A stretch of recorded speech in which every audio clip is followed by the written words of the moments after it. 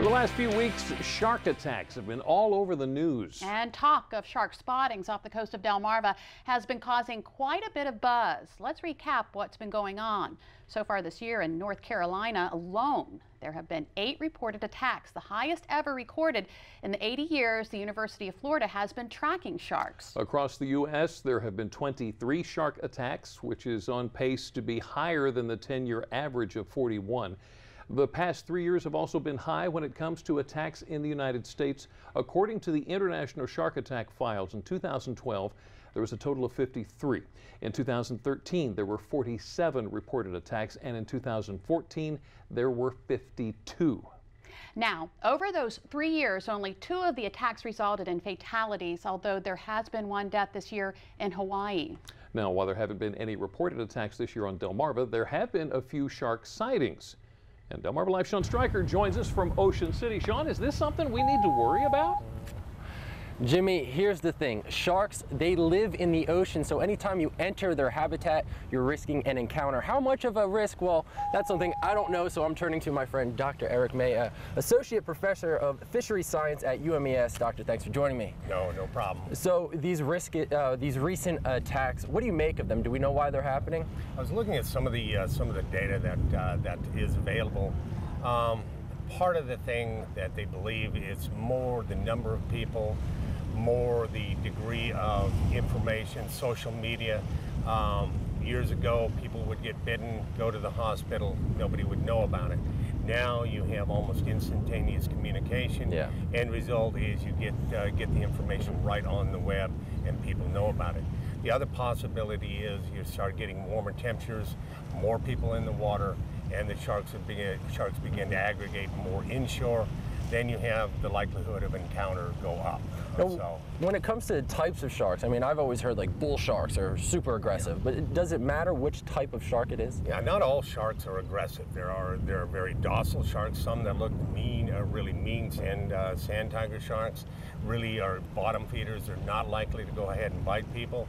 Bull sharks are very likely. They're a predator, and they feed on anything that moves. Great white obviously is top line predator.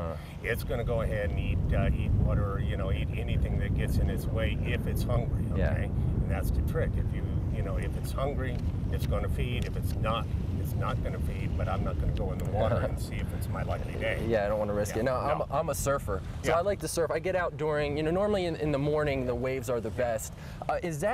Am I more likely to get attacked in the morning than I am at night, or does it not matter? I was looking for data on it, and the best answer here is sharks are phenomenal in locating prey, but ultimately they will have to see their prey. So I would assume that during the daylight hours it's much more likely than when there is not really all that much light. So night may not be, but there is no data that I could find that would really answer that question. Yeah, so something else I kind of want to talk about regarding sharks, and a lot of people here on Delmarva have sort of become obsessed with this app. It's called an O-Search app, and you can see what sharks are out there. I mean, Mary Lee, with a great white, was circling Delmarva. There's a couple other ones that are right off the coast. This morning I saw there's 2.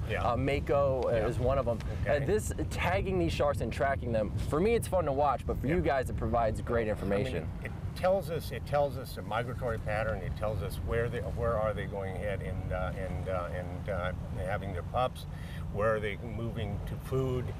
It gives us kind of the range of habitat that they occupy. One of the essential things that NOAA's working on is what is called essential fish habitat. And what that is saying is that we try to protect them wherever they are, regardless of nursery grounds or whatever. So it's just and a lot it gives of good a lot information. of good, solid information. So before we go, real quick, I want to ask you, it's not a shark, but these Portuguese man-o-wars that I've been seeing, and DENRAC has said there's been a couple in Delaware. Yeah. Why are they coming up here? They're normally tropical fish. Couple of things. Number one, it could be current because they simply ride with the ocean currents. It could be a peculiarity in current. The other thing we're noticing, there are a lot of tropical, subtropical fish moving into the more temperate waters simply because of global warming. And so as the temperatures rise, you're going to see more and more fish that are really associated with southern waters. Physalia. I mean, I've been stung by one. And don't want to do that. Coast, and you just don't want to do that. Of course, so if you see one, leave it alone. Yeah, that's the best advice. And you were saying, back to the sharks, you know, sharks aren't really, they're not anything to be afraid of. Just, you know, be careful. If you see them, you want to get out of the water. And Jimmy Lee said, for me, that just seems like obvious advice. Back to you guys. Common sense. You don't have to tell me to get out of the water. No-brainers to follow very carefully, yeah. Well, sharks aren't the only ones attacking. Up next on Delmarva Life, the story of a dog attack, one against the other. They're both fine, but wait till you hear what happened after the attack. Find out how it strengthened the relationship between one of the dogs and her human. Now, one of the dogs was hurt after that attack. You know, we all want to protect our furry family from anything that can hurt them. So sure, the heat can be dangerous, but there is something else regarding the hot temperatures that you may have never even considered. Wait till you hear what it is. And you want to protect your kids too. To do that, you need to make sure that they have enough water. But do you really know how much is enough? Find out the results of a new study and how you can know for sure if your kid is properly hydrated. Delmarva Life, we'll be right back.